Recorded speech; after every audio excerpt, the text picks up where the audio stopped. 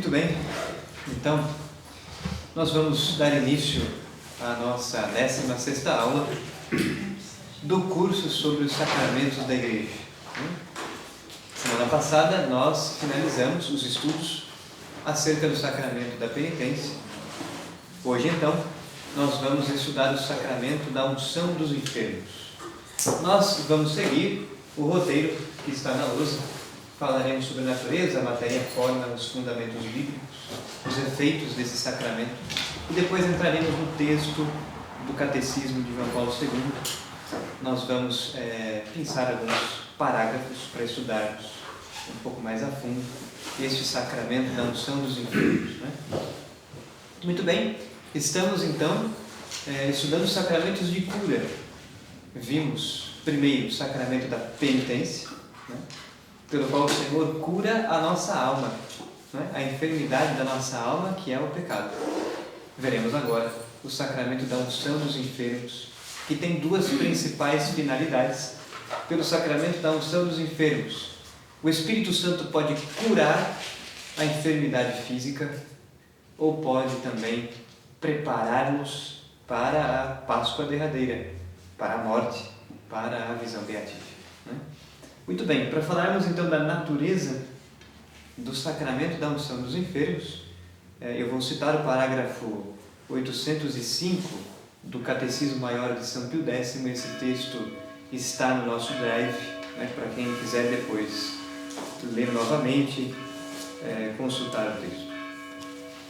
Diz então São Pio X que a extrema unção, outro nome dado a este sacramento, nós podemos chamá-lo de unção dos enfermos ou extrema unção. Antigamente, antes do Concílio Vaticano II, este sacramento era chamado apenas por extrema unção, né? Depois do Vaticano II, ele pode então ser chamado de duas formas, extrema unção ou unção dos enfermos. Diz São Pio X que a extrema unção é um sacramento instituído para alívio espiritual e também temporal dos enfermos em perigo de morte. Então, pela unção dos enfermos, Deus nos concede um dom especial do Espírito Santo, a fim de que a pessoa enferma possa ser curada, né? Possa receber um alívio temporal das suas enfermidades ou, né, uma consolação interior, né? Um dom do Espírito Santo que a preparará para enfrentar a morte, né? A Igreja não nos ensina a fugir da morte, né? A Igreja nos põe diante da realidade, né? A Igreja sempre nos ensina: haveremos de morrer um dia, né?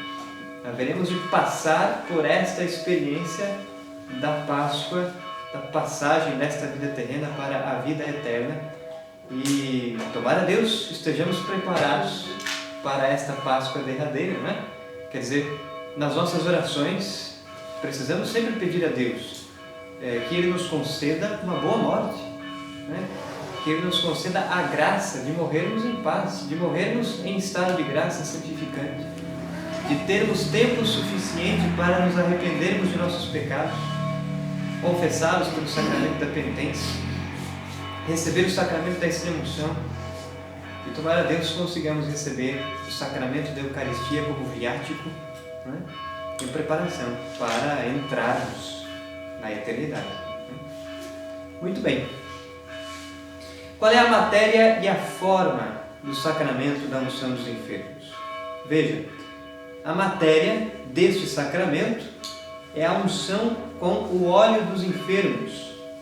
O óleo dos enfermos que é também consagrado pelo Senhor Bispo na Quinta-feira Santa, né? Na missa dos Santos Óleos, na quinta-feira de manhã ou na quarta-feira, na véspera do Tríduo Pascal, dentro da Semana Santa. Na missa dos Santos Óleos, o Senhor Bispo também consagra, também abençoa o óleo dos enfermos, que é a matéria deste sacramento. E a forma, né, deste sacramento é justamente a fórmula, a oração que o sacerdote ou que o bispo, os dois ministros deste sacramento, né, o senhor bispo ou os sacerdotes. A forma do sacramento da unção dos enfermos é então a oração que se faz enquanto o sacerdote unge a pessoa, né? Então aqui, na página 129 do PDF do Catecismo Maior de São Pio X, ele vai nos citar, ele vai fazer a citação de parte desta oração, que é justamente esta: por esta santa unção e por sua piíssima misericórdia, perdoa-te o Senhor todos os pecados que cometeste pela visão, pelos ouvidos, pelo olfato, pelo paladar, pelo tato, enfim. E o sacerdote faz um sinal da cruz com o óleo dos enfermos sobre cada um dos órgãos dos sentidos externos, né, pronunciando esta oração. Este é o coração da celebração deste sacramento da unção dos enfermos. Se unge a pessoa com o óleo dos enfermos enquanto se faz a oração. Muito bem. Quais são os fundamentos bíblicos deste sacramento? Dentre as diversas citações que poderíamos fazer das Sagradas Escrituras, colocamos como referência 3 citações. A primeira delas já é bem conhecida por nós, é também um dos fundamentos bíblicos do sacramento da penitência. Eu não vou ler esse texto da Carta de Santiago inteiro, já o fizemos em outras aulas, mas vou citar apenas ali o versículo 13 e o 14, que diz o seguinte. Carta de Santiago, né? Capítulo 5, versículo 13. Sofre alguém dentre vós um contratempo? Recorra à oração. Está alguém alegre? Cante. Alguém dentre vós está doente? Mande chamar os presbíteros da igreja para que orem sobre ele, ungindo-o com óleo em nome do Senhor. A oração da fé salvará o doente e o Senhor o porá de pé, e se tiver cometido pecados, estes lhe serão perdoados. Então aqui nós temos os versículos que instituem o sacramento da unção dos enfermos, né? Um sacramento que existe desde o tempo apostólico. É São Tiago, né? Apóstolo do Senhor, quem está dizendo isso, né? E nós temos também ao longo da história da igreja diversos textos que também testemunham a presença, a vivência, a aplicação deste sacramento, né? Primeiro dos fundamentos. Depois nós temos a citação do Evangelho de São Marcos, capítulo 16, né, versículo 17 e 18. É o final do Evangelho de São Marcos. Eu vou ler desde o versículo 14, é quando o Cristo ressuscitado está enviando os seus apóstolos em missão. E no versículo 14, o Senhor está dizendo: finalmente, ele se manifestou aos 11, quando estavam à mesa, e censurou-lhes a incredulidade e a dureza de coração, porque não haviam dado crédito aos que tinham visto e ressuscitado. E disse-lhes: ide por todo o mundo, proclamai o Evangelho a toda criatura. Aquele que crer e for batizado será salvo, o que não crer será condenado. Estes são os sinais que acompanharão os que tiverem crido. Em meu nome expulsarão os demônios, falarão em novas línguas, pegarão em serpentes, e se beberem algum veneno mortífero, nada sofrerão. Imporão as mãos sobre os enfermos, e estes ficarão curados. Então, este final do versículo 18, aqui também nós temos um mandamento do Senhor, que a igreja sempre interpretou como um sacramento. Imporão as mãos sobre os enfermos e eles ficarão curados. Quer dizer, o Senhor está se dirigindo aqui aos apóstolos, né, que são os bispos, né, e os seus sucessores.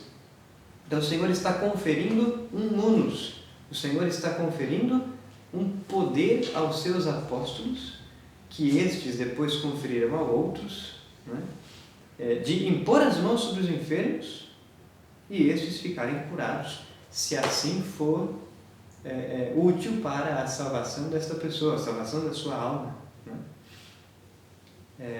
Aqui já percebemos as duas finalidades do sacramento da unção dos enfermos: curar efetivamente a doença física, se assim for a vontade de Deus, se assim for pela conversão, né, daquela pessoa. Deus pode curar, né, a doença física pelo sacramento da unção dos enfermos, ou Deus pode conceder à pessoa, ao enfermo, uma graça interior que irá prepará-la para enfrentar a morte, né, que mais cedo ou mais tarde chegará. E por fim, uma terceira citação das Sagradas Escrituras é o Evangelho de São Mateus, capítulo 10, versículo 8.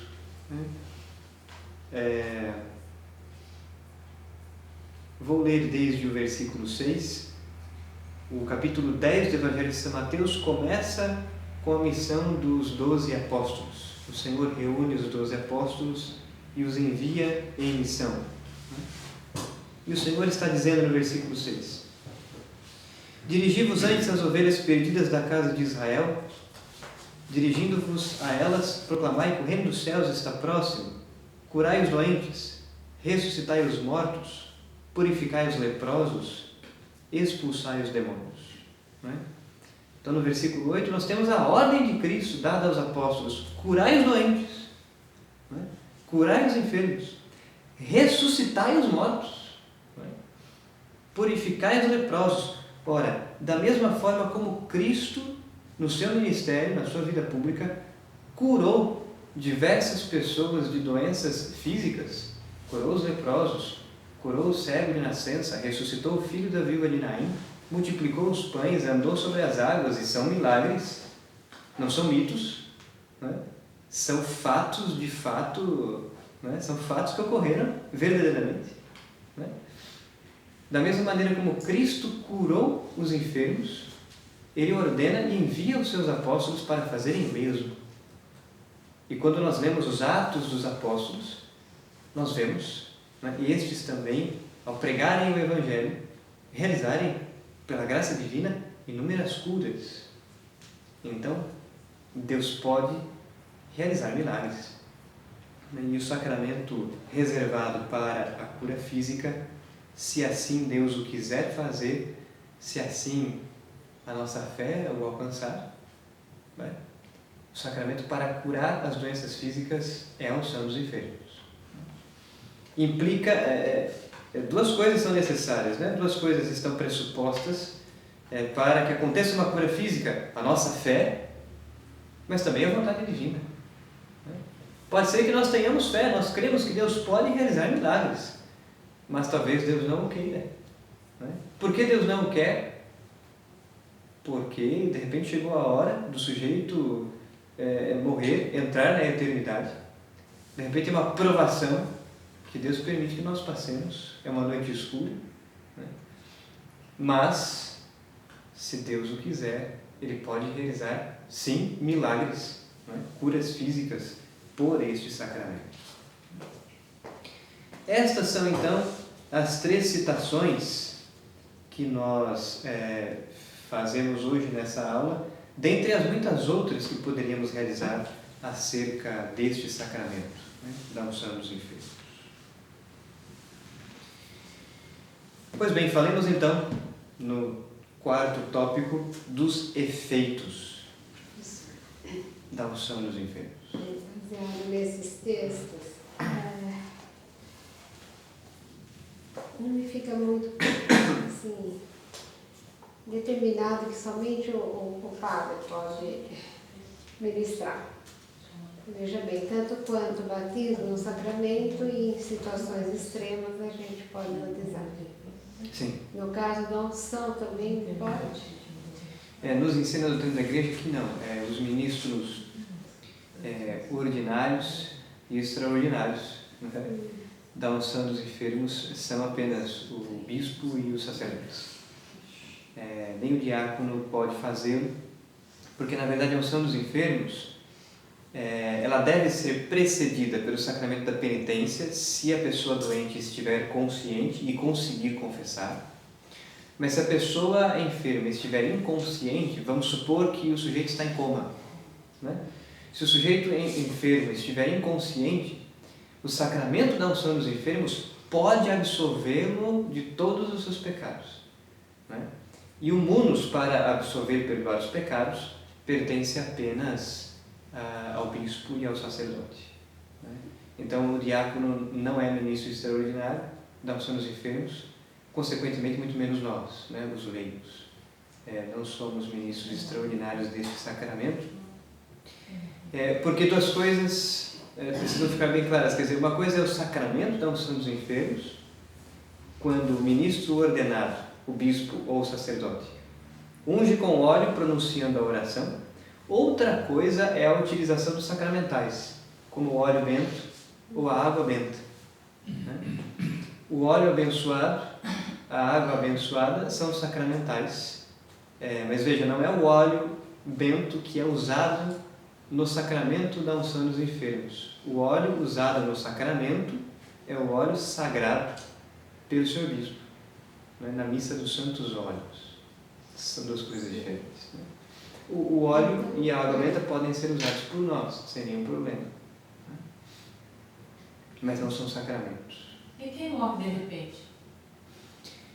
Quem morre de repente, infelizmente, talvez não tenha tempo de recorrer ao sacerdote para receber a unção dos enfermos, né? Então, paciência. A igreja reza por esta alma.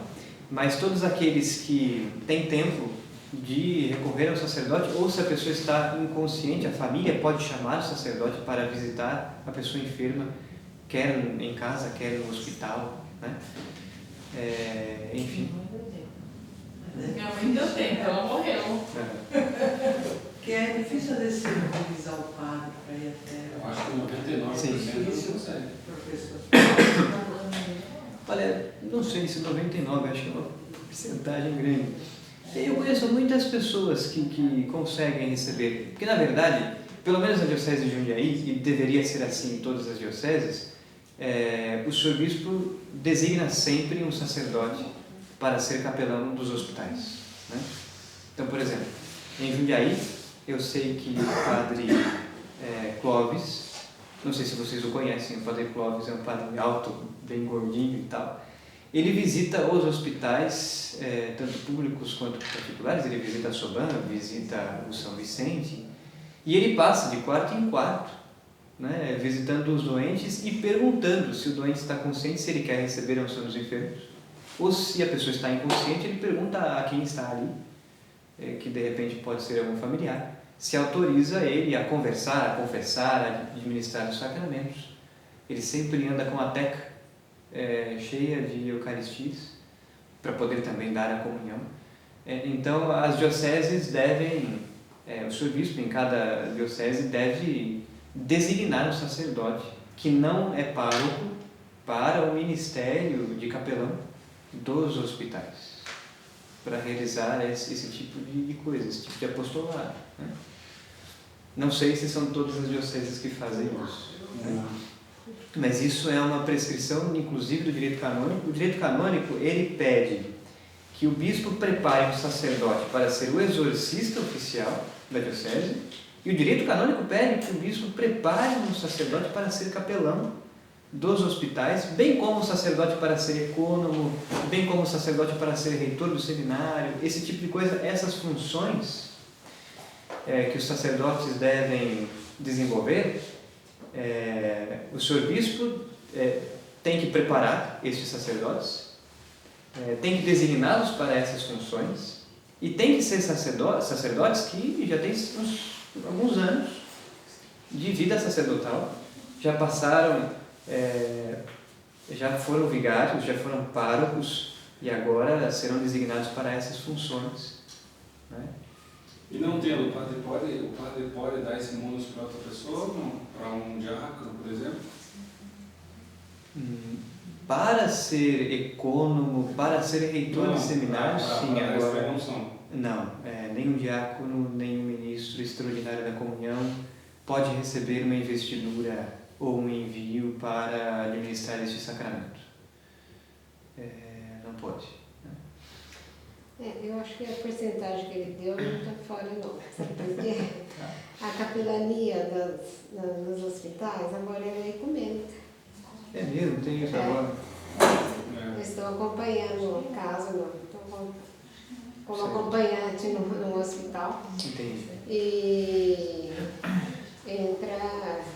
entrou esses dias um evangélico, se declarando evangélico, autorizado pela capelania. Ele usou inclusive esse termo. Tá. Mas como eu já tenho uma vida há um certo tempo com isso, e sei que são vários hospitais assim, eles são ecumênicos. Entendi. Então, Chama ele já. não é? Como é que E quando tem a reunião que antes era o pessoal só dos católicos, né? Que ia nos hospitais, os evangélicos começaram como convidados isso? e terminaram como mandatários. E hoje eles comandam. É verdade. E isso enquanto estão evangélicos, porque as cidades maiores já não são mais evangélicos. Tem hospitais que já tem o budista, tem, sei lá, sim, é uma sim. abrangência. Então a gente fica mesmo assustado, por isso que eu perguntei, não é, quer dizer, não simplesmente o leigo, né? Isso é complicado. Sim, Essa é. realidade colocada é realmente bem difícil, bem É bem complicado. difícil. Eles não têm muros. E como é é que tanto eles- hospital público, né, como particular. Sim. Eu já acompanhei o Dom Bruno algumas vezes, né, na Unção dos Enfermos aqui na Santa Casa. Certo. Então, o Dom Bruno estava sem condução, sem carro, né? Ele me ligou, eu tive esse privilégio, né, de levá-lo e acompanhei dentro com os doentes mesmo, né, com as pessoas ali, alguns já estavam em coma e alguns acordados, mas assim, bem numa situação bem já beirando a morte mesmo. Sim, sim. E tive a oportunidade também de conversar com o Dom Bruno, perguntando a ele se ele quais as coisas mais interessantes que ele já havia visto na Unção dos Enfermos. Ele falou que algumas coisas bem interessantes que ele viu, uma delas, por exemplo, foi de um sujeito que, lá no Rio de Janeiro, que tinha levado um tiro na cabeça, não sei se era um tiro na cabeça ou se havia alguma coisa enfiada na cabeça dele, um prego, enfim, alguma coisa terrível. Ele estava morto. As pessoas achavam que ele não teria condições de se safar. E o Dom Bruno fez a Unção dos Enfermos e depois de uma semana encontrou com o moço inteiro, bem. Ele falou que é mais raro, né, que normalmente a pessoa já está mesmo, e acontece normalmente depois da unção a pessoa morre mesmo, que é o mais comum. Mas ele disse que aconteceu com ele isso aí, ele fez que ninguém acreditava, os médicos, ninguém acreditava que a pessoa se salvaria, e o Dom Bruno falou que se encontrou com ele, conversou e tal, e ele estava lá com aquela marca na testa toda estourada, mas vivo. Que coisa, né? Então, Dom Bruno me deixou assim, eu fiquei feliz de, primeiro, de ter acompanhado, e segundo, de ter essas informações que ele me passou. Né? Sim. Foi bem interessante. É outra coisa, perdão, Imagina. outra coisa que eu queria saber, agora é uma coisa que eu quero saber. Eu já ouvi muitas pessoas falando da Unção dos Enfermos, que hoje é chamada de Unção dos Enfermos, porque ela também pode ser dada, pode ser conferida, né? Às pessoas que não estão morrendo. Então, uma pessoa que estiver doente, por exemplo, que vai fazer uma cirurgia, que quiser passar antes pela Unção dos Enfermos, isso é possível. Perfeito, sim. Então, Sim. não é só, talvez por isso que não se chame mais de, ou num Sem extremo só, né? Porque parece uma coisa, Exato. extrema parece uma coisa já da morte. Exato. Até o Concílio Vaticano II existia apenas esse nome, extrema unção, justamente porque era um sacramento ministrado apenas àqueles que estavam às portas da morte. Né? Agora, o Concílio Vaticano II, com a Constituição Dogmática Lumen Gentium, mas também com a Sacrosanto Concilium, a Lumen Gentium é sobre a Igreja, a Sacrosanto Concilium é sobre a disciplina dos sacramentos. Esses dois documentos do Vaticano II determinaram que a unção dos enfermos pode ser ministrada a quem vai passar por uma cirurgia, não somente aqueles que estão em risco de morte, mas aqueles que estão enfermos com uma doença grave, vão passar por algum procedimento arriscado, podem pedir, podem receber a unção dos enfermos também. A minha mãe já recebeu, quando precisou passar por uma cirurgia, para receber a unção dos enfermos. Também já recebi. Então agora o Vaticano II deu esta abertura.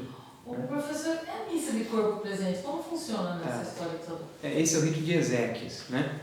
Então o que acontece? Era nisso que eu queria chegar, inclusive. Duas coisas, né? Antes de tocar nesse ponto, sobre os hospitais, né? Jundiaí, que é o lugar que eu conheço, né? Nós temos ali o Hospital São Vicente de Paulo, que pertencia aos vicentinos, que ainda são ainda é um movimento muito forte na igreja, o movimento dos vicentinos, mas já foi muito mais antigamente. E esse hospital, São Vicente de Paulo, leva o nome justamente porque foi fundado pelos vicentinos, tem uma capela lá dentro, né?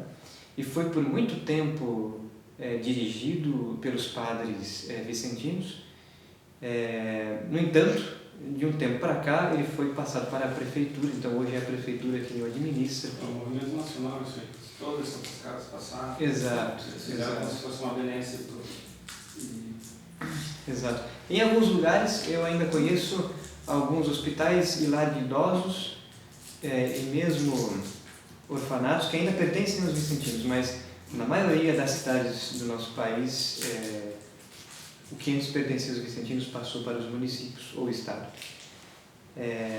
Então, em alguns lugares ainda existem as capelas, mas de fato, por exemplo, o velório municipal de Jundiaí tem uma capela ecumênica, né? Então, tem o crucifixo, o altar com rodas, né? Quando vai se celebrar a missa, trazem o altar e a cruz, montam ali o presbitério. Quando vai se realizar um culto evangélico, tira então o altar, tira a cruz, e se realiza um culto evangélico. Enfim, os budistas também usam aquele espaço. Existem essas realidades de fato, né? Mas eu penso que, como igreja, as instituições que ainda nos pertencem deveriam ser conservadas, e penso também que os bispos em cada diocese deveriam, se não o fazem, designar o padre para ser capelão, né? Para que não se perdesse essa oportunidade de dar o sacramento no momento derradeiro dos enfermos, né? Uma outra coisa é o rito de Ezequias. O rito de Ezequias é a missa de corpo presente ou a celebração de corpo presente, enfim. Quando a pessoa morreu e o seu corpo está sendo velado, normalmente no velório, que um sacerdote pode celebrar a missa, né, de corpo presente e oferecer aquela missa pela alma deste fiel defunto, né? Ou na ausência do sacerdote, o diácono pode celebrar o rito de Ezequias. O sacerdote, se ele celebra a missa de corpo presente, ele celebra as orações de Ezequias dentro da missa. Se o sacerdote não pode se fazer presente, o diácono pode vir e não celebrar a missa, obviamente, mas celebrar o rito de Ezequias, ou seja, encomendação da alma, né?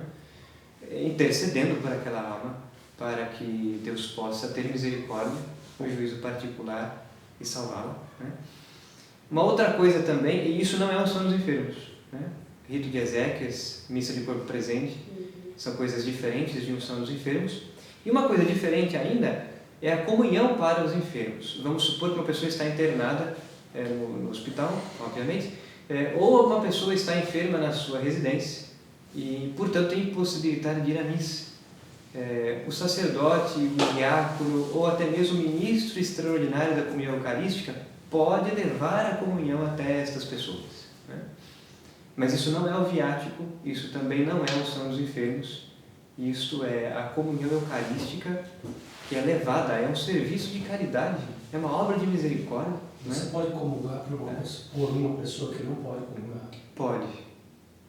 Você pode comungar e oferecer isto a Deus como sufrágio, como uma intercessão pelas pessoas que não podem comungar, tá? Isso não substitui a comunhão daquela pessoa, mas é uma oração de intercessão por ela. Porque às vezes a pessoa tem possibilidade até de comungar. Exato.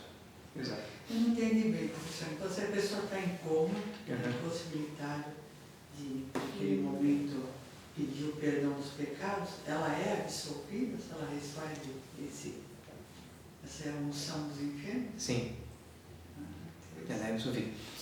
Na celebração da unção dos enfermos, o sacerdote que vai até a pessoa, quer na residência, quer no hospital, quer na igreja, a unção dos enfermos pode ser dada em uma missa na paróquia. Né? Independentemente do lugar, o sacerdote ele vai chegar à conclusão de que, se a pessoa está consciente, o sacerdote vai exortar a pessoa a confessar os seus pecados, né? Fazer o exame de consciência, confessar os seus pecados. Então, antes de dar a unção dos enfermos, ele vai ministrar o sacramento da penitência. Depois ele vai dar a unção dos enfermos e ele pode dar a comunhão eucarística, quer em forma de viático ou não. Tá?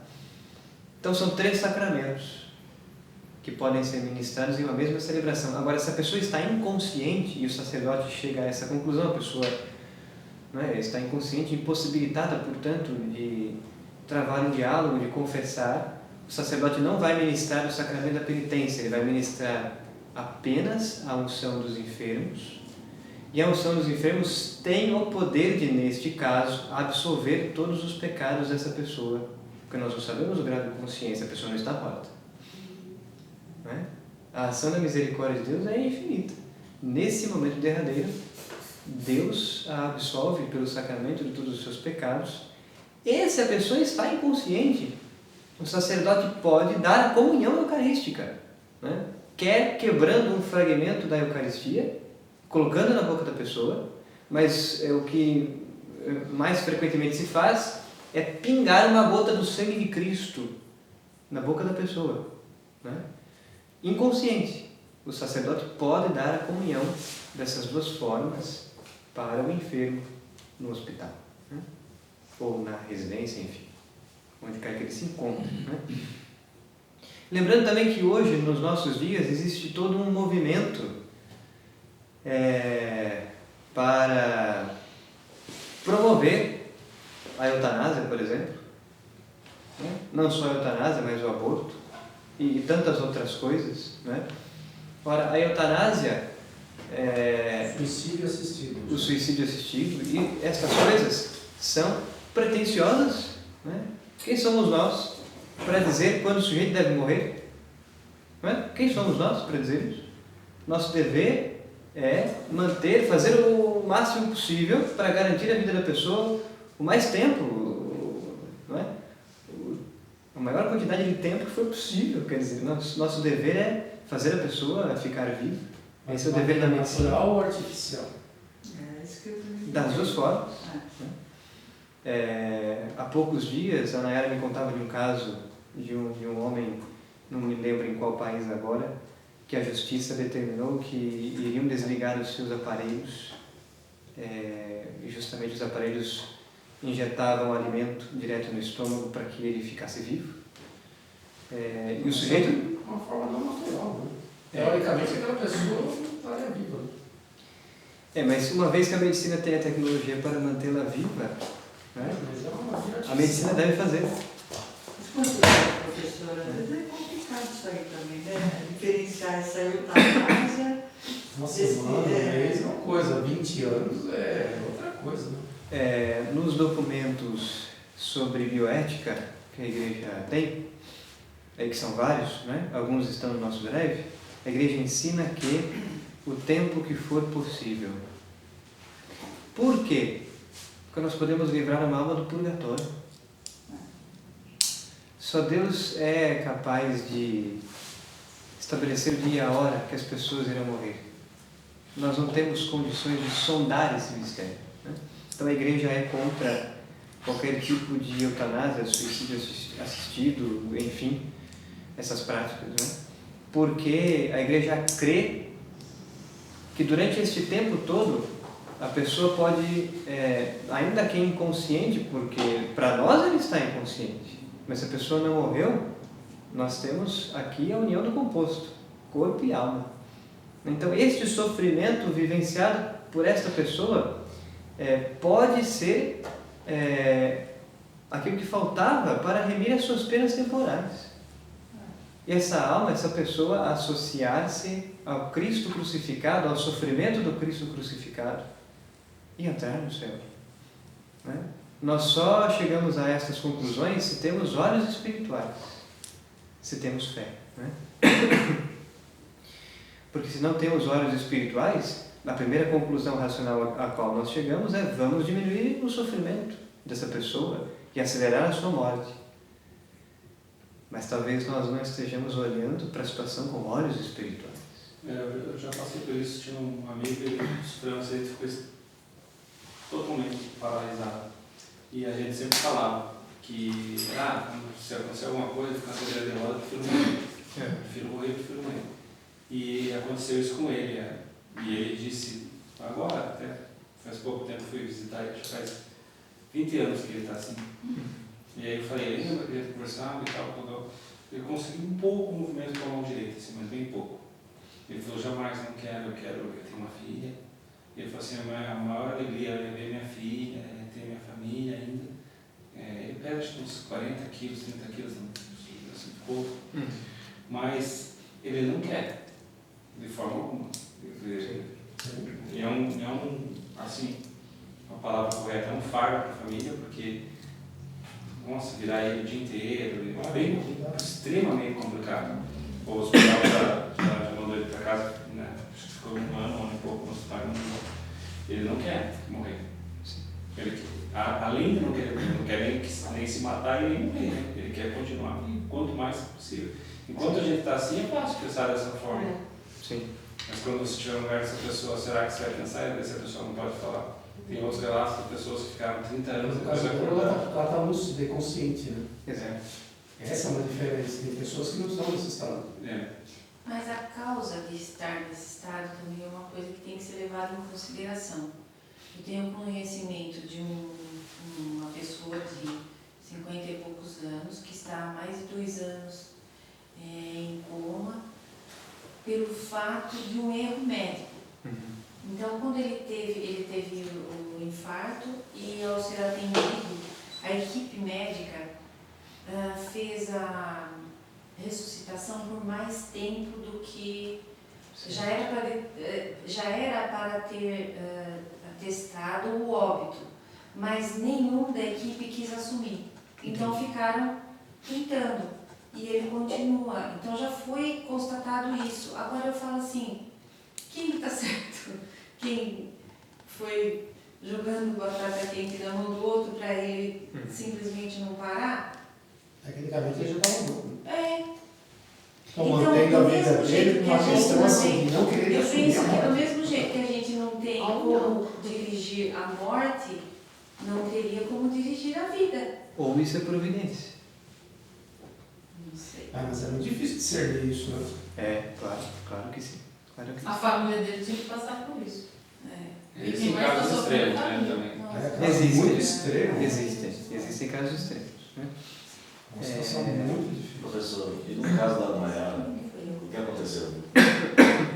E a Nayara está descrevendo aí da justiça que determinou. Sim.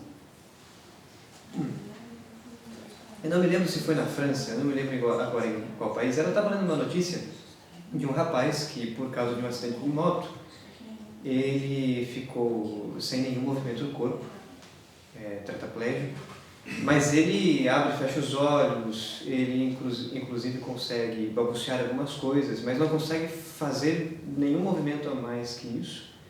Já está no hospital, me parece, há uns 10 anos. E o hospital entrou na justiça para que pudessem desligar os aparelhos, porque a sua vida está sendo mantida pelos aparelhos. O hospital ganhou a causa contra a mãe desse rapaz que estava recorrendo e tal, mas agora perdeu. Então, desligaram os aparelhos que produziam a alimentação, injetavam o alimento direto no estômago e tal, e ele vai morrer por causa da falta de alimento. Né? Vai morrer lentamente, portanto, ele não vai morrer de uma hora para outra. Né? Ele vai morrer porque vai faltar nutrientes no seu corpo. Esse é um caso típico que a igreja se posiciona contra. Que a igreja entende que a função da medicina é sustentar, manter a vida o máximo possível, e a Igreja defende que a morte deve acontecer de maneira natural. De maneira natural, o que quer dizer com isso, né? Quando os equipamentos, quando as máquinas não conseguirem mais manter a pessoa viva, vai chegar uma hora que ela vai morrer. Isso é o que a Igreja entende por morte natural. Professor, eu sempre fico... tenho dificuldade de entender isso quando fala em doação de órgãos. A morte cerebral é uma coisa determinada pela medicina, pelo homem, que é falho e muda muito, né? O conhecimento vem e vai, né? E se muda. Hoje se fala, a morte cerebral pode tirar órgãos para doação. E eu fico sempre, eu acho, lógico, eu acho isso uma coisa muito boa, né? Sim. Para quem precisa, é um gesto bom, mas eu acho tudo isso um pouco contraditório, sabe? Porque a vida ali, para o homem, o cérebro não está funcionando mais, mas existe o composto ali ainda, né? Enquanto não o homem, porque nesse caso, da pessoa quando está lá, o homem determina, né? Eles vão tirando, a pessoa acaba morrendo ali. Parece determinado pelo homem, não por Deus. Na verdade, a morte cerebral é uma constatação médica, né?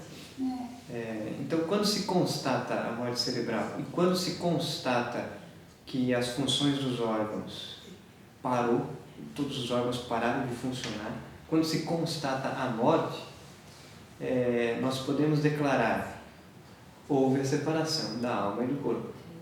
Né? Quando existe essa constatação, sem sombra de dúvidas. Porque, por exemplo, existem algumas doenças que, inclusive, fazem o coração pararem de bater. Alguns relatos dizem que Pier Giorgio Frassati, o beato Pier Giorgio Frassati, quando o corpo dele foi exumado, encontraram no caixão dele marcas de unhas. Eu me esqueci agora o nome da doença, mas existe uma doença que faz com que o coração pare de... catalepsia. Isso, exatamente, catalepsia. Alguns teólogos e alguns médicos dizem que Pier Giorgio Frassati sofreu isto, né? E foi enterrado. É uma falsa morte, né? É uma falsa morte. Hoje a medicina tem como constatar isso, né? Na época não tinha. Mas os teólogos com os médicos ensinam, dizem que nós podemos constatar a morte quando cessa o funcionamento de todos os órgãos, quando nós temos a morte cerebral. Né? Nós podemos então constatar a morte e afirmar: houve a separação da alma e do corpo. Mas nós não temos como dizer em que momento isso aconteceu. Quer dizer, a morte é um processo. A Igreja nos ensina que a morte é um processo. Há muitas pessoas que têm uma parada cardíaca, talvez longa, mas retornam à vida. Né? Enfim, é um mistério imenso. Algumas pessoas em coma, 30 anos, de repente retomam a consciência.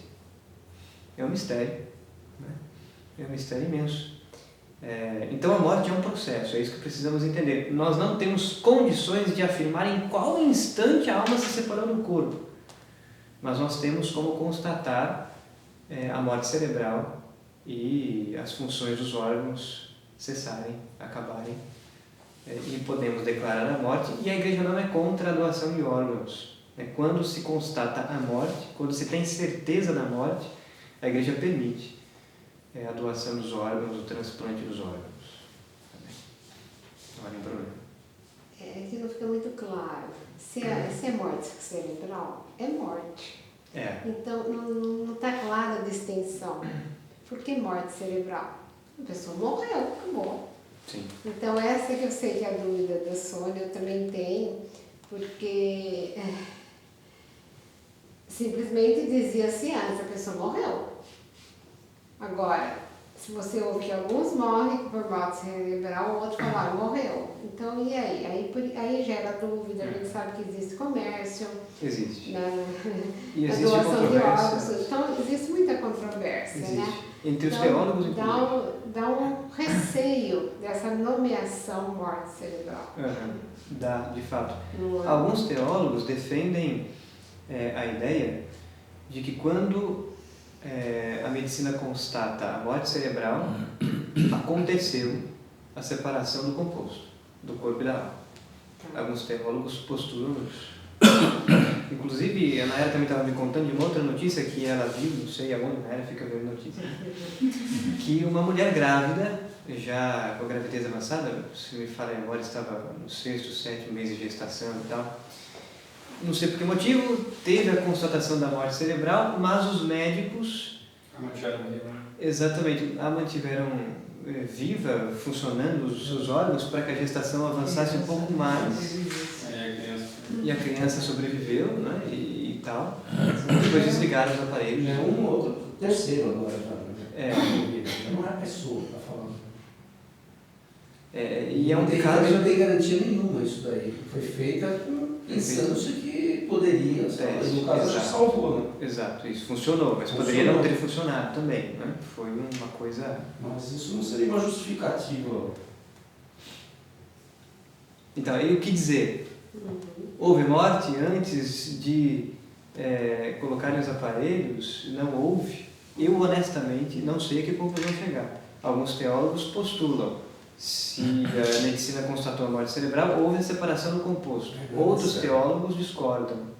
Então há uma controvérsia. O que a igreja ensina é que, quando existe uma constatação, sem sombra de dúvida, da morte, tanto cerebral quanto também a paralisação das funções dos órgãos, houve então a separação do composto.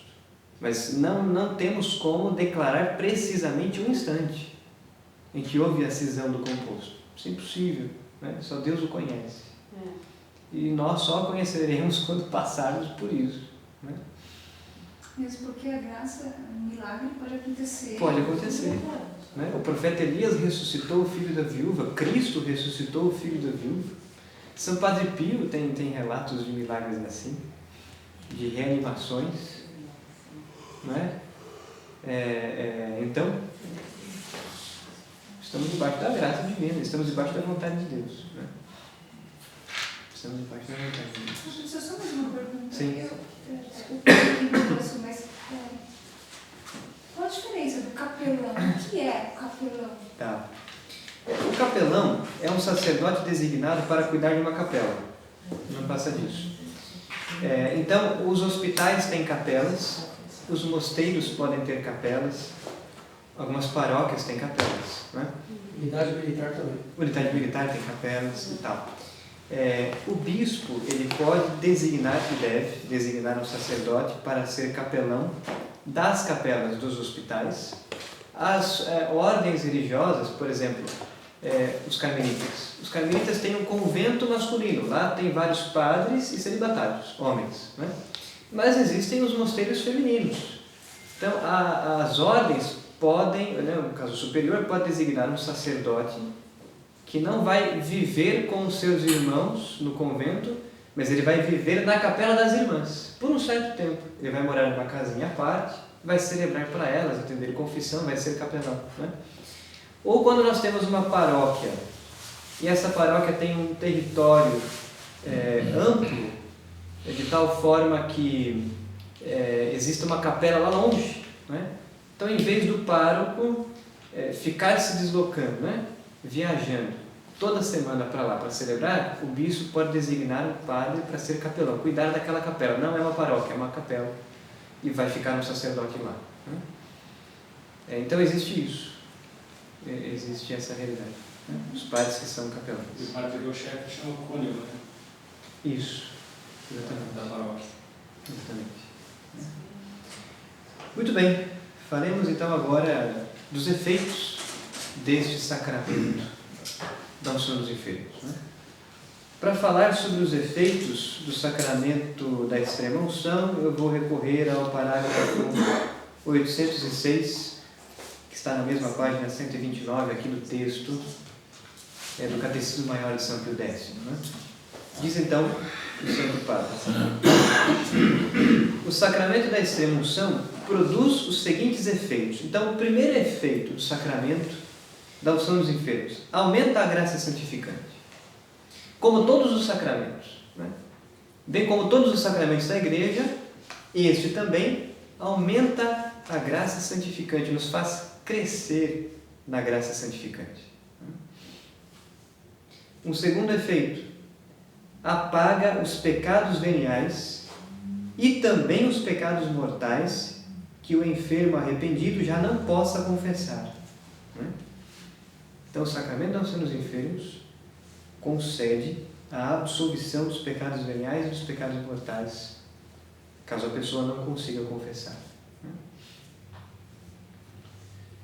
Terceiro efeito deste sacramento: tira a fraqueza e a languidez para o bem, que permanecem ainda depois de ter alcançado o perdão dos pecados.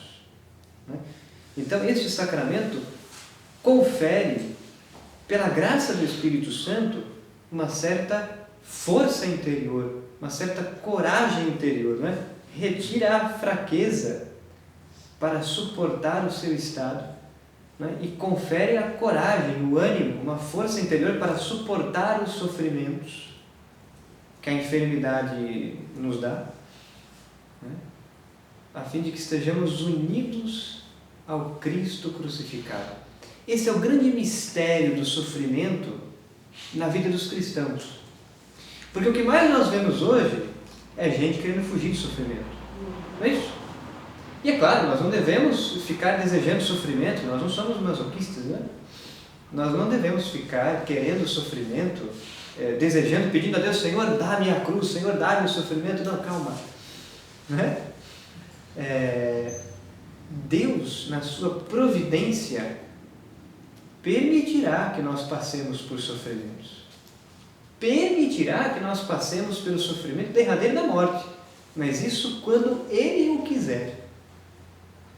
Porque isso nos ensina o Evangelho que nenhuma folha das árvores, nem sequer as folhas das árvores caem sem a permissão divina. Não é isso? Quanto mais as adversidades que nós atravessamos. Então, as provações, os sofrimentos, as dificuldades que nós temos, que nós experimentamos na nossa vida, são permitidas por Deus. São permitidas por Deus para que nós possamos adquirir têmpera, a têmpera dos santos, a intrepidez dos santos, a coragem dos santos. Né? E enfrentemos as dificuldades, enfrentemos as dores, os sofrimentos, enfrentemos as cruzes com a fé, a caridade, a esperança, as virtudes teologais infundidas pelo Espírito Santo. Né?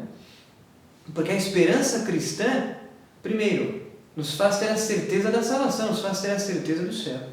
Né? Então, o sacramento da unção dos enfermos tira a fraqueza, né, que permanece ainda depois de nós termos alcançado o perdão dos pecados, mas também o sacramento da unção dos enfermos tira aquela fraqueza para enfrentar a enfermidade e a provação e confere uma força interior, confere a graça, confere uma certa coragem, né, para abraçar a cruz e não rejeitá-la. Né? Porque hoje nós vemos cristãos fajutos, né? Hoje nós vemos cristãos, né, que querem fugir da cruz, querem fugir do sofrimento, quando o sofrimento aparece quer na nossa vida, quer na vida de quem amamos. Nós enlouquecemos, nós surtamos, né? E não deve ser assim. Não deveria pelo menos ser assim. Se somos cristãos verdadeiros, quando o sofrimento nos alcança, quer estes sofrimentos sejam de ordem física, enfermidades, dores físicas, quer esse sofrimento seja de ordem moral, perseguições, difamações, quando os sofrimentos nos atingem, ou quando os sofrimentos atingem as pessoas que nós amamos, nós precisamos ter a maturidade interior que só quem cultiva a vida de oração consegue alcançar, a maturidade interior de contemplar o Cristo crucificado, o Cristo no caminho do Calvário, que não ficou criticando Pilatos, que não ficou rejeitando a cruz. Pelo contrário, abraçou a cruz. E o ladrão diz a Cristo, né? Louco és tu que abraças a cruz? E Cristo, enquanto abraça a cruz, reza, eis aqui o teu servo, filho de tua serva. Cristo não foge da cruz. Cristo não foge do sofrimento. Né? Cristo não vive o sofrimento murmurando contra Deus, murmurando contra as pessoas, ameaçando os outros. Não, eu vou te pegar na saída, né? Não.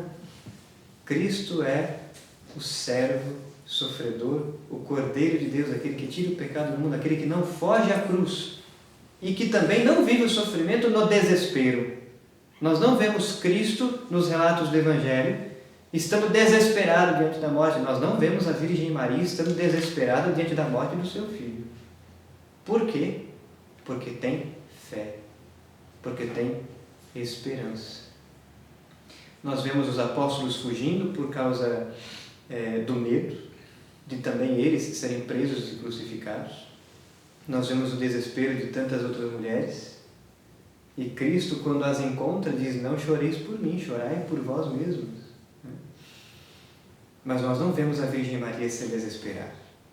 Diante das pessoas da nossa família que estão à beira da morte, ou diante da nossa morte, nós não precisamos desesperar.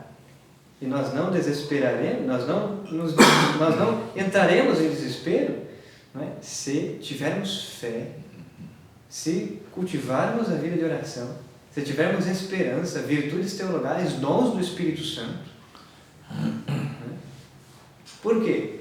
Porque a fé e a esperança nos dá a certeza do céu. A certeza do céu. Alçando os enfermos nos coloca diante desta realidade, porque é uma realidade. É uma realidade. Então, o terceiro efeito deste sacramento é nos conferir a graça, a força interior, uma certa coragem para abraçar a cruz e enfrentar o sofrimento, se esta for a vontade de Deus.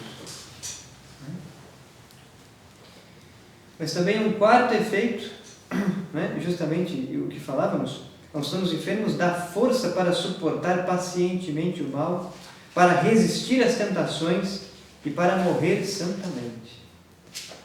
Porque diante da nossa morte, pode ter certeza que nós seremos tentados. Nós seremos tentados. Nós seremos tentados até o fim. E novamente nós somos convidados a olhar para a vida dos santos. Santa Teresinha do Menino Jesus morreu jovem, tuberculosa, e quando ela estava prestes a morrer, na hospedaria do seu mosteiro, na maca, ela vai narrando, e a irmã Inês, sua irmã de sangue inclusive, vai escrevendo os últimos colóquios de Santa Teresinha do Menino Jesus, e ela diz à irmã, a Madre Inês, que ela chegou à provação interior mais atroz que ela já tinha enfrentado. A provação da noite escura, a provação contra a fé. Parece que ela vai morrer e não existe nada depois. É a provação contra a fé, é a tentação contra a fé que Santa Teresinha sofreu. E ela escreve a oração do credo na parede da enfermaria. Creio em Deus Pai Todo-Poderoso, creio na vida eterna. Por mais que a realidade, o demônio use como tentação contra mim, para que eu perca a fé, por mais que o demônio lance tentações para que percamos a fé, eu creio na vida eterna. Creio no amor de Deus por mim. Creio na salvação. Nós seremos tentados. Eu acho que deve ser uma coisa assim, deve dar um medo. Eu acho que o ser humano ele tem um medo do desconhecido dentro dele. Sim. E por mais que a pessoa tenha vivido, sabe, estude, que morre, que não sei o que e tal, mas acho que quando chega naquele limiar deve existir essa sensação de medo mesmo. Sim, sim. O medo é natural. O medo é natural. Por isso precisamos da graça divina. Não, mas se não estiver preparado. Sim. Aqueles que não têm fé, mesmo que foram à missa a vida inteira, mas não têm fé, não viveram a sua fé, diante da morte, encontram-se desesperados. Né? Diante da morte das pessoas que amam, ou diante da sua própria morte, encontram-se desesperados, porque muitas vezes nós amamos as coisas desse mundo como se não houvéssemos de perdê-las. E nós vamos perdê-las. Tem gente que lamenta a sua morte porque vai perder os prazeres dessa vida terrena. Né? Tem gente que tem medo da velhice porque vai perder a beleza do seu corpo. Eu já encontrei pessoas que tinham medo de envelhecer. Nós vamos envelhecer, nós vamos adoecer, nós vamos morrer. Essa é a realidade. E a igreja não nos ensina a fugir da realidade. Certa vez escutava um sermão de um sacerdote que dizia: um dia este corpo que agora nós temos vai virar pasto de vermes. Não estou querendo dizer contra as pessoas que cuidam da sua saúde, cuidam do seu corpo, cuidam fazendo exercícios físicos. Isso é bom. Acho que isso é necessário, fazer exercício físico, cuidar da sua saúde. Isso é importante. Né? Mas nós não podemos alcançar aquele extremo que hoje o mundo chegou de um culto ao corpo. Né? De um culto ao corpo, de um culto ao belo. O Deus para muitas pessoas é o seu próprio corpo, é a beleza. As pessoas fogem das rugas, as pessoas fogem. Um Deus imperfeito, porque nunca chega à perfeição, né? Quem entra nessa está sempre buscando um Deus um pouco mais perfeito, melhor aqui, melhora lá. Exatamente. Não ficou tão bom. Exatamente. É impressionante como atinge graus patológicos, né? Então, desculpe a expressão, mas o sacerdote, quando a usou, me fez pensar muito e refletir muito na minha vida. Quer dizer, esse corpo que agora nós temos, essa tenda de carne, um dia se tornará pasto de vermes. E sabe o que eu penso também? Se por algum motivo, a gente, como fala assim, minha mãe que usava essa expressão, a gente conta tanto papo, mas se você ficar impossibilitado de se banhar por 3, 5 dias, você não vai, praticamente vai ser um ser humano, vai ser um monte de mau cheiro, não é verdade? E a gente não pensa nisso, né?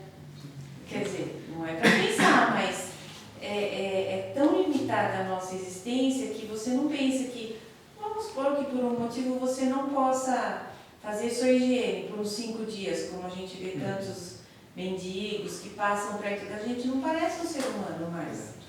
Pelo mau cheiro, pelo estado de... São pessoas que vão se tornando desfiguradas. Né? Então, quer dizer, nós precisamos cuidar do composto. Nós precisamos cuidar do corpo e da alma.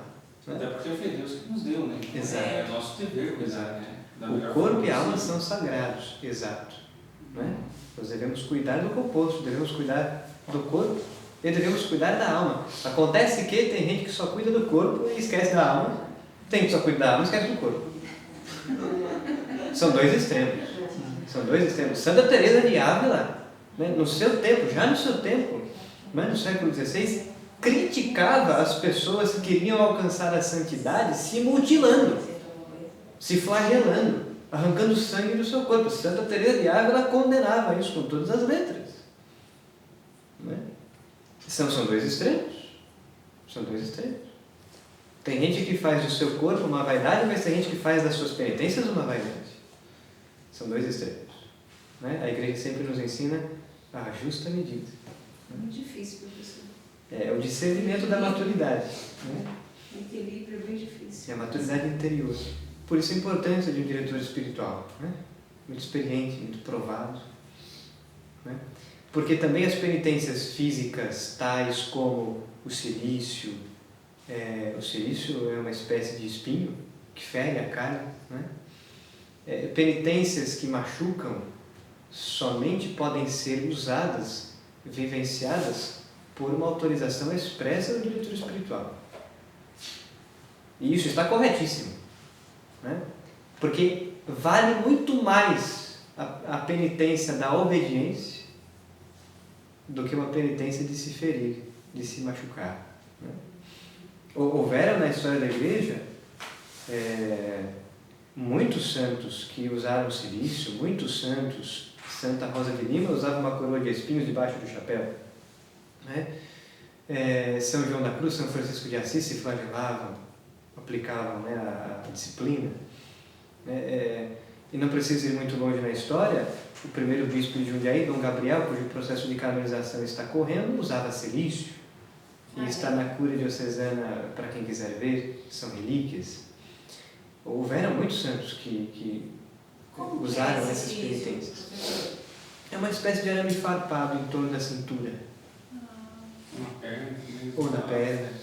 Exato. Pode ser apertada, né?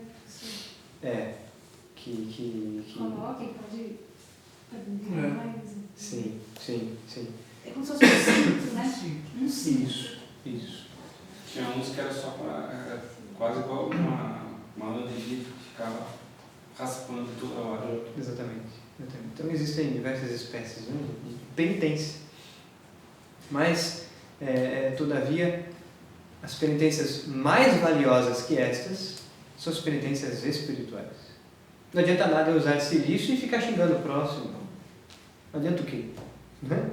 Não estou convertido ainda. Vai adiantar. Por isso que ao longo da história da igreja nós também tivemos muitos religiosos, religiosas que usavam silício, mas não se convertiam interiormente. Mas jamais deixavam os outros saberem, né? Mesmo até os irmãos não sabiam, né? Não sabiam.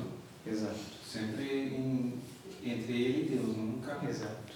usava aquilo para se autopromover, alguma coisa nesse sentido. Aí não vale nada. Né? Não vale nada, exato. Já receberam a sua recompensa. Né? Vaidade das vaidades. Nós temos as vaidades do mundo, nós temos as vaidades dentro da própria igreja. O diabo sabe usar isso como tentação. Né? O sujeito que usa um silício com espírito de vaidade caiu na tentação do demônio, já receberam a sua recompensa. Né? Deve ser no silêncio entre ele e Deus. Né? É isso.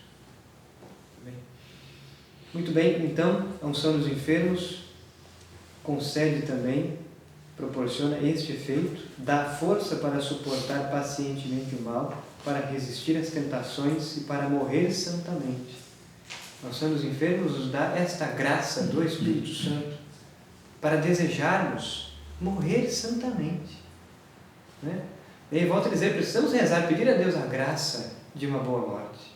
Eu sempre peço a Deus para não morrer de repente. Né?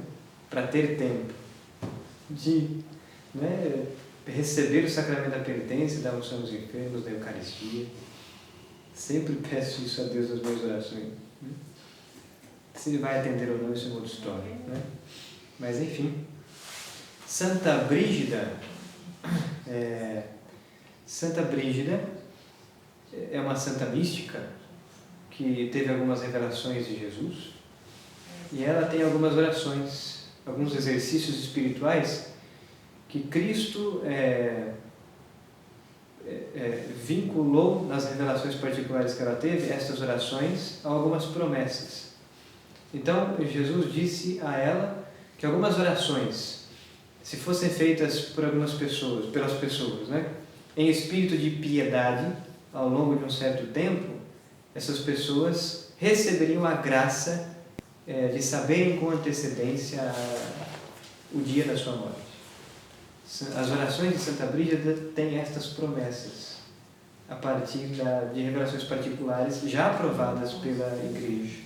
Eu já tive tias que falaram do dia que iam falecer, contaram e deu certo. Eu não sei se deu certo, foi realmente aquilo, né? Parece que deu certo, parece que é uma mágica, né? É uma graça, é uma graça. Tem uma senhorinha que a gente não conhece, tem uma coisa que é bem legal. Ela reza uma oração que ela pede todos os dias também. Aí ela tava num avião, né? Isso. E o avião trepidou, não sei o quê. Aí o moço desesperado lá dela falou assim, não briga. Ela disse, não brigue não, não brigue não, porque eu não vou morrer hoje não. Porque eu tenho que saber antes. Eu preciso me confessar. Significa que o avião não vai cair, só ela vai sobreviver. Também tem isso. Porque ela reza e ela crê que ela não vai morrer de repente, que ela vai dar tempo dela fazer a extensão, talvez. Então, quer Pode ser uma dizer, negação, né? Pode ser uma negação também da morte, né? Velada, né? também pode ser. Na verdade, assim, quando existe uma sincera piedade, nós colocamos a nossa vida interior, o nosso coração diante de Deus de maneira resignada. Nós podemos pedir a Deus de maneira despretensiosa, nós podemos pedir a Deus que, se for da vontade dEle, Ele nos dê a conhecer quando nós iremos morrer, para que possamos nos preparar. Quer racionalmente por dedução, quer por graça, por dom místico extraordinário. Nós podemos pedir isso a Deus, mas sem a pretensão, de maneira resignada. Se esta for a vontade de Deus, amém. Se esta não for a vontade de Deus, paciência. O que eu sei não é a minha vontade. Eu jamais pediria uma coisa dessa. Deus, quando eu morrer, você já deve ter morrido. Sabe, olha, eu vou saber que eu vou morrer amanhã. Não é de graça nenhuma isso. Alguns santos souberam, alguns santos souberam. Não tem. Santa Rita Vou de trocar Cássia. esse milagre. Essa graça. Essa graça. Santa Rita de Cássia nos conta o processo de canonização, mas também as pessoas que foram ouvidas no processo de canonização de Santa Rita de Cássia relatam que quando ela recebeu o estigma do espinho da coroa de espinhos do Cristo, naquele instante Deus deu a ela o conhecimento de quando seria a sua morte, para que justamente ela pudesse recorrer aos sacramentos, né, e se preparar para morrer santamente. E quando ela recebeu o estigma, assim, realmente começou a ter mau cheiro. Sim. Só foi ter assim, um aroma de rosas quando ela faleceu, é isso? Exatamente. Quando ela recebe o estigma da coroa de espinhos, aquilo tinha um cheiro horrível. E como ela sabia quando ela haveria de morrer, um pouco antes de morrer, ela pede às irmãs que vão buscar uma rosa e 2 figos no pátio do seu mosteiro. Ela se casou, quem conhece a história de Santa Rita, ela foi casada, perde o marido morre, depois os filhos morrem, ela entra entre aspas, ela é transportada, né, para dentro de um convento agustiniano, se torna monja agustiniana, vive por longos anos como consagrada, e um pouco antes de morrer ela pede para que as irmãs ali vão buscar uma rosa e 2 figos no pátio do mosteiro, mas era inverno, não havia possibilidade alguma de existir uma rosa e figos ali, e de fato as irmãs descem e encontram a roseira florida, encontram o pé de figos lotado de frutos, e ela morre então nessas circunstâncias. São santos. Os santos nos mostram o extraordinário, né? Os santos nos fazem enxergar o sobrenatural, a presença de Deus na nossa vida. São os santos, né? E Deus nos convida a todos a sermos santos e coloca tudo ao nosso alcance para sermos santos, né? E alcançarmos virtudes heróicas e vivermos uma vida extraordinária e bem-aventurarmos a vida, né? Bem-aventurarmos a vida. Hoje em dia, quem que atesta o estigma? Tem algum padre? Como tem os padres que são exorcistas, tem alguns padres preparados para isso ou não? A Santa Sé tem uma equipe para acompanhar algumas pessoas com dons místicos extraordinários, né? Que vão de fato realizar inúmeros testes, provar realmente a pessoa para saber se é verdade ou não, né? Alguns bispos nos contam que hoje, atualmente, existem santos com os estigmas vivos, né? Mas nós não sabemos porque a Igreja faz essas pessoas viverem durante um certo tempo reclusas. Ou até mesmo, dependendo do local do corpo, né? Não fica à mostra. Não fica à mostra, né? Exato. Porque também alguns santos tiveram os estigmas, efetivamente, era visível as chagas, como o Padre Pio. Mas mesmo o Padre Pio, quando morre, perde as chagas fisicamente. E outros santos tiveram as dores dos estigmas, mas sem as chagas visíveis, como Santa Gemma Galgani.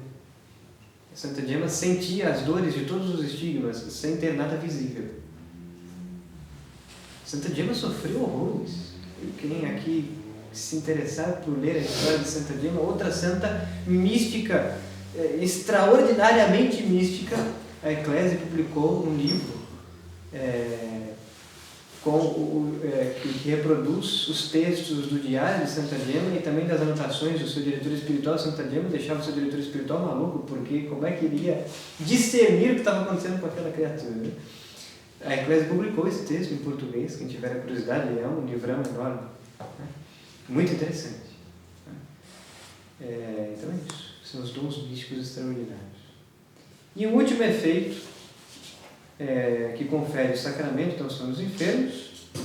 Este sacramento ajuda a recuperar a saúde do corpo, se isso for útil à salvação da alma.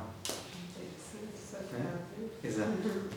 De repente pode não ser útil à salvação da alma que essa pessoa recobre a saúde. Daí entra uma coisa muito interessante que diz Santa Catarina de Sena em sua obra O Diálogo. Santa Catarina pergunta a Jesus, ela que também era uma santa mística, tremendamente mística, né? Ela pergunta a Jesus por que a vida de tantas pessoas é ceifada antes da hora, né? Entre aspas, antes da hora. Quer dizer, por que muita gente morre cedo, morre jovem e tal? E Jesus responde a ela, porque se ela morresse agora, ela alcançaria a salvação. Se ela vivesse mais tempo, ela perderia o céu, ela se condenaria. Deus, porque sabe disso, uma vez que é onisciente, muitas vezes na sua providência antecipa a morte das pessoas para salvar a sua alma. Muitas vezes isso acontece. Então, de fato, o sacramento da unção dos enfermos ajuda a recuperar a saúde se isso for útil à salvação da alma. Né? Se não for útil, a unção dos enfermos confere a graça para suportar o sofrimento e enfrentar a morte corajosamente, valorosamente, sem desespero, mas com esperança, com o coração dócil à vontade de Deus, com o coração dócil a esta Páscoa derradeira. Santa Teresinha mesmo dizia, não morro, entro na vida. Santa Teresinha tinha tal certeza que ela era santa, que ela entraria no céu, que ela diz para as irmãs no leito de morte, olha, guardem as minhas roupas, porque virão procurar para fazer relíquia. Santa Teresinha tinha completa certeza da sua salvação e dizia, não morro, entro na vida. Entro na vida eterna, entro na vida de fato, né? Porque diante da vida eterna, essa vida terrena parece morte. Diante da vida eterna, o que é essa vida terrena? Né? Um tempo de provação, nada mais que isso. Então, não morro, entro na vida. Mas nós tivemos também, ao longo da história da igreja, alguns santos que, quando se encontraram enfermos, se converteram. Exemplo disso é Santo Inácio de Loyola, que era soldado e que, num confronto, foi ferido à espada, né? E vai para o hospital, vai ficar internado, vai se recuperar. E é no leito do hospital, enfermo, que ele começa a ler as Escrituras, começa a ler o Evangelho e se converte. E de soldado que era, agora vai fundar a Companhia de Jesus, né? Vai fundar uma ordem de outros soldados, né? Os soldados que vão anunciar o Evangelho com intrepidez, com coragem, né? O mesmo acontece com São Francisco de Assis, né? Que também passa por uma doença e nela se converte. O mesmo pode acontecer com muitas pessoas dos nossos dias. Por que não? Diante do sofrimento nós repensamos muita coisa, diante da enfermidade nós repensamos muita coisa. Deus pode usar desses momentos para a nossa conversão. Muito bem. Estes são então 5 efeitos que a unção dos enfermos pode produzir. Nós vamos agora para o Catecismo de João Paulo II. Nós vamos para o parágrafo 1499 do Catecismo de João Paulo II. A unção dos enfermos.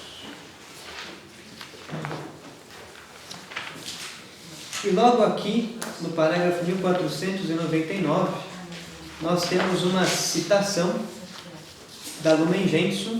A Lumen Gentium é esse documento aqui, uma constituição dogmática do Concílio Vaticano II. Lumen Gentium, Luz dos Povos, é um documento sobre a Igreja. Esse parágrafo, 1499, é a citação do parágrafo 11 da Lumen Gentium, que diz o seguinte: pela sagrada unção dos enfermos e pela oração dos presbíteros, a Igreja toda entrega os doentes aos cuidados do Senhor sofredor e glorificado, para que os alivie e salve. Exorta os mesmos a que livremente se associem à paixão e à morte de Cristo e contribuam para o bem do povo de Deus.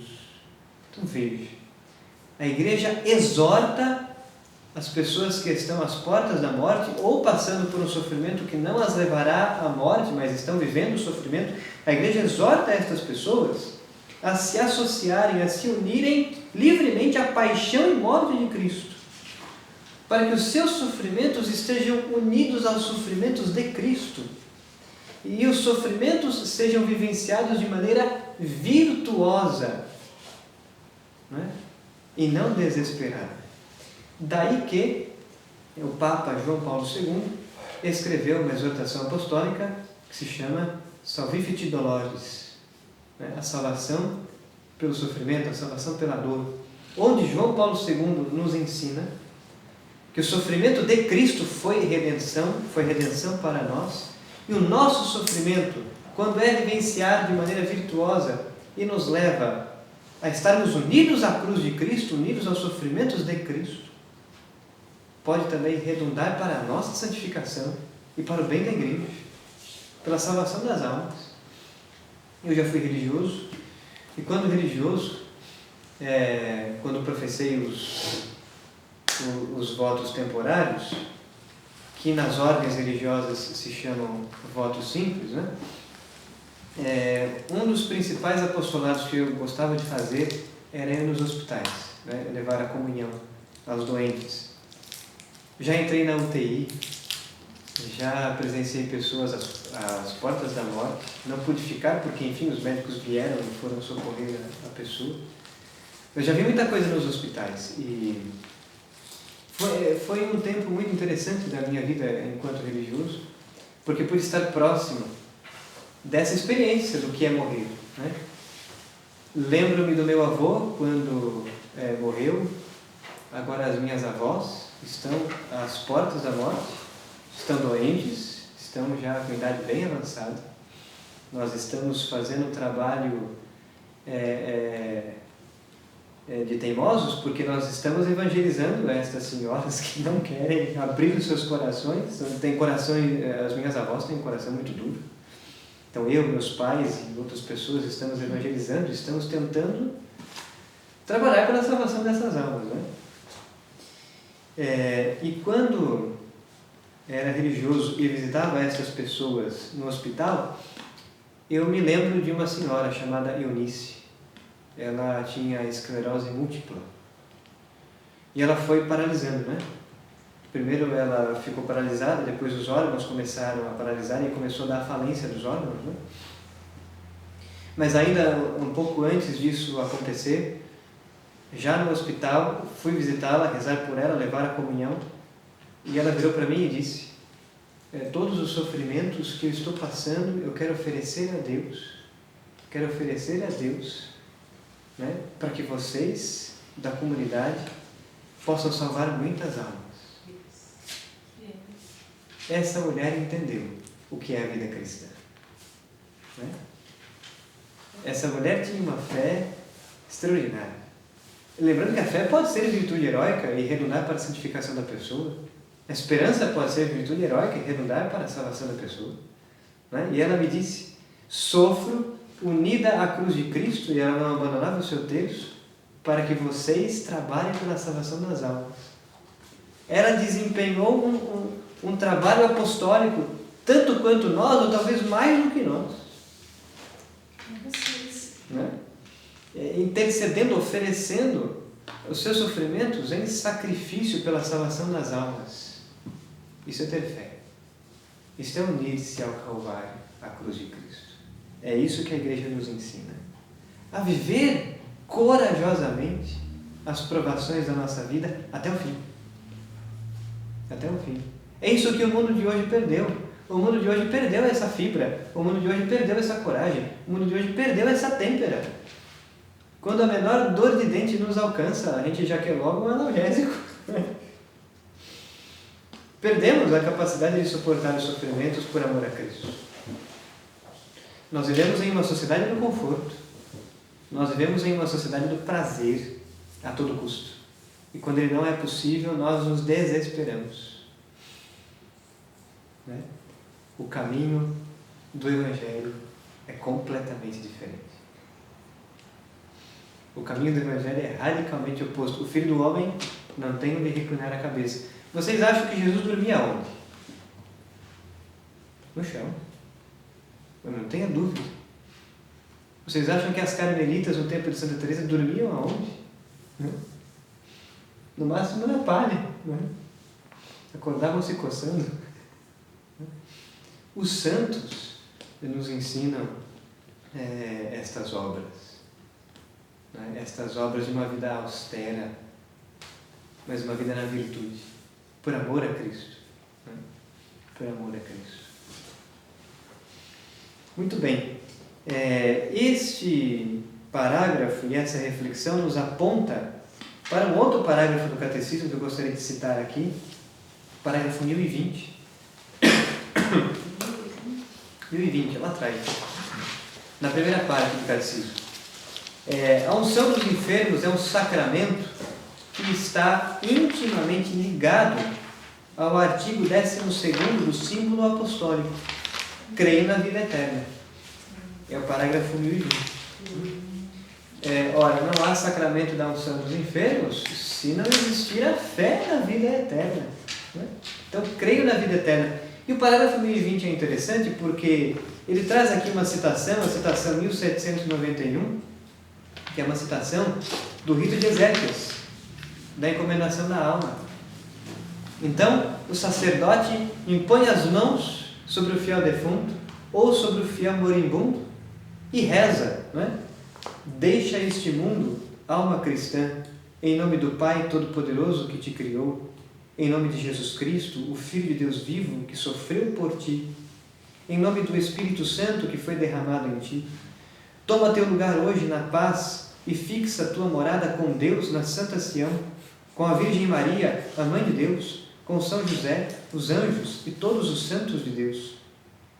Volta para junto de teu Criador, que te formou do pó da terra. Que na hora em que tua alma sair de teu corpo, se apressem ao teu encontro Maria, os anjos e todos os santos, que possas ver teu Redentor face a face. Não é? O rito de Ezequias não é uma coisa feia. Não é? Nos nossos dias, muita gente interpreta o velório, o rito de Ezequias, o enterro, o luto como uma coisa macabra. O cristianismo nunca nos ensinou essa lição. Pelo contrário, o cristianismo sempre nos ensinou que a morte é a Páscoa definitiva. É a entrada na vida eterna. Não é? Mas é claro que está pressuposto a necessidade da fé. Então o rito de Ezequias, o velório, o enterro, não é? Se tornam obras virtuosas, obras de misericórdia. Quando nós temos olhos espirituais para enxergar o que estamos vivendo com fé, com as virtudes teologais, né? Tudo isso nos faz, né, ter esta esperança da eternidade, crermos na vida eterna. Né? Teremos a certeza de que essa vida passageira não é tudo o que temos, só isso. Né? Quando temos fé, nós não encaramos a morte como o fim de tudo. Quando temos fé, nós encaramos a morte como Páscoa. Como passagem, se Cristo morreu, porque quis entregar a sua vida por nós para nos salvar, e ressuscitou, ora, como Ele nós haveremos de morrer e ressuscitar. Essa é a nossa fé. Esta é a nossa esperança. Esse parágrafo não é obrigatório, né? No rito das exéquias. É uma oração das Ele exéquias. tem que escolher. Como? É completa. A oração? É. Você foi de cada... Tem tudo aí, né? É, sim. Mas não é obrigatório, né? No rito. Olha, agora eu não me lembro de cabeça, mas eu acho que é sim. É uma das orações obrigatórias do rito de exéquias. Parece que ela não tá. E na verdade aqui, no parágrafo 1020, a oração não está completa, né? Porque a citação tem aí os trechos com 3 pontos e tal, não é a oração completa, a oração é mais longa do que isso. Muito bem, vamos para o parágrafo 1506. Nós vamos pular aí algumas partes. Parágrafo.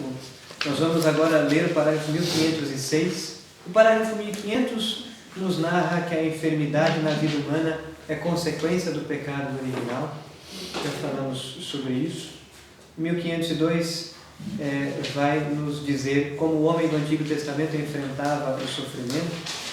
1503 vai falar do Cristo médico, não é? 1505, lá no final, vai dizer que a enfermidade não é mais do que uma consequência do pecado. Por sua paixão e morte na cruz, Cristo deu um novo sentido ao sofrimento, que doravante pode configurar-nos com Ele e unir-nos à sua paixão redentora. Nós vamos entrar e refletir aqui um pouco mais a partir do 1506. Vamos lá. Curai os enfermos. Cristo convida seus discípulos a segui-lo, tomando cada um a sua cruz. Seguindo, adquirem uma nova visão da doença e dos doentes. Jesus os associa à sua vida pobre e de servidor. Faz com que participem de seu ministério de compaixão e de cura. Partindo, eles pregavam que todos se arrependessem e expulsavam muitos demônios e curavam muitos enfermos, ungindo-os com óleo. Marcos 6, 12 e 13. O Senhor ressuscitado renova este envio. Em meu nome, eles imporão as mãos sobre os enfermos e estes ficarão curados. E o confirma por meio dos sinais realizados pela Igreja ao invocar o seu nome. Esses sinais manifestam de um modo especial que Jesus é verdadeiramente Deus que salva. Então, os milagres realizados por Deus através da Igreja, os milagres realizados por Deus pela graça divina, e dentre esses milagres, muitos de cura física. Por que estes milagres são dados por Deus? Sempre para despertar a fé no coração das pessoas que experienciaram os milagres, mas também no coração das pessoas que estão em volta destes que foram curados. O grande objetivo, quando Cristo cura os enfermos, quando os discípulos curam os enfermos, quando os santos realizam milagres, o grande objetivo é despertar a fé. Né? Porque o que importa a cura física se a alma não for salva? Então a cura física pode despertar a fé, que é o princípio da cura interior da alma, que vai se converter, abandonar o pecado, retornar à graça santificante. 1508, o Espírito Santo dá a algumas pessoas um carisma especial de cura para manifestar a força da graça do ressuscitado. De fato, esse é um dos carismas do Espírito Santo que São Paulo descreve na primeira carta aos Coríntios, capítulo 12. São Padre Pio de Pietrelcina tinha este carisma. Quantas curas, quantos milagres, não só ele, tantos outros santos. Deus dá a quem Ele quer dar, porque isto é um carisma. Ele dá a quem Ele quer, um carisma de cura. Todavia, mesmo as orações mais intensas não conseguem obter a cura de todas as doenças. Por isso, São Paulo deve aprender do Senhor que basta-te a minha graça, pois é na fraqueza que minha força manifesta todo o seu poder. e que os sofrimentos que temos de suportar podem ter como sentido completar na minha carne o que falta às tribulações de Cristo por seu corpo, que é a Igreja. O exemplo de Eunice, que eu citava há pouco. Curai os enfermos, Mateus 10:8. A Igreja recebeu esta missão do Senhor e esforça-se por cumpri-la, tanto pelos cuidados aos doentes, como pela oração de intercessão com que os acompanha. Ela crê na presença vivificante de Cristo, médico da alma e do corpo. Esta presença age particularmente por intermédio dos sacramentos e de modo especial pela Eucaristia, pão que dá a vida eterna, a cujo liame, com a saúde corporal, São Paulo alude. Entretanto, a Igreja Apostólica conhece um rito próprio em favor dos doentes, atestado por São Tiago. Alguém dentre vós está doente? Mande chamar os presbíteros da Igreja, para que orem sobre ele, ungindo-o com óleo em nome do Senhor. A oração da fé salvará o doente, e o Senhor o aliviará, e se tiver cometido pecados, estes lhe serão perdoados. A tradição reconheceu neste rito um dos 7 sacramentos da Igreja. No final desse parágrafo 1510, na citação 508, nós temos aqui uma referência do Denzinger, o parágrafo 216 do Denzinger, que é o texto mais antigo que a Igreja conhece, do magistério, não das Escrituras, que se refere ao sacramento da unção dos enfermos. Eu não vou ler o texto porque ele é um pouco longo, mas esse texto ele é datado de 19 de março do ano 416. É o primeiro texto do magistério da Igreja acerca do sacramento da unção dos enfermos. Trata da unção dos enfermos como sacramento. 19 de março do ano 416. A carta Si Instituta Ecclesiastica ao bispo Decêncio de Gubbio, no dia 19 de março do ano 416. Quem tiver curiosidade, depois quiser ler, né? Nós temos aqui o Denzinger.